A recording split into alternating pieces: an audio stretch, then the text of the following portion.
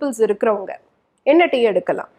மஞ்சள் 2 சிட்டிகை, மிளகுத்தூள் 2 சிட்டிகை, இதை தண்ணியில் போட்டு நல்லா கொதிக்க வச்சு ரூம் டெம்பரேச்சர் வந்த பிறகு கொஞ்சமாக நீங்கள் வந்து அதில் லெமன் பிழிஞ்சிட்டு தேன் கலந்து சிப் பண்ணி ஒரு டீ மாதிரி குடிக்கணும்.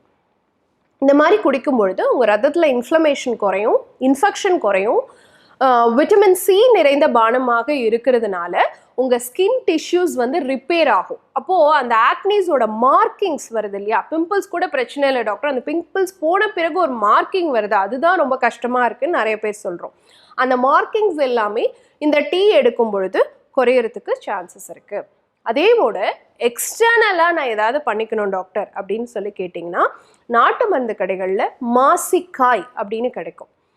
அது கூடவே நமக்கு அந்த உரைக்கிற கல் இருக்கு இல்லையா, சந்தனக்கல், இல்லைனா வந்து நார்மலாக கருங்கல், உரைக்கிற கல்லுன்னு கேட்டிங்கனாலே தருவாங்க.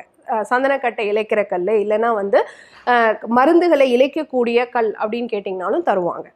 ஸோ அந்த மாதிரி கல் வாங்கிட்டு வந்து அதில் இந்த மாசிக்காயை வந்து கொஞ்சமாக வெந்நீர் விட்டோ அல்லது மோர் விட்டோ நல்லா இழைச்சி அதனுடைய விழுதை மட்டும் எடுத்து உங்களுக்கு எங்கெல்லாம் பிம்பிள்ஸ் இருக்கோ, எங்கெல்லாம் மார்க்கிங்ஸ் இருக்கோ அந்த இடத்துல எக்ஸ்டர்னலாக நீங்கள் அப்ளை பண்ணிகிட்டே வரலாம்.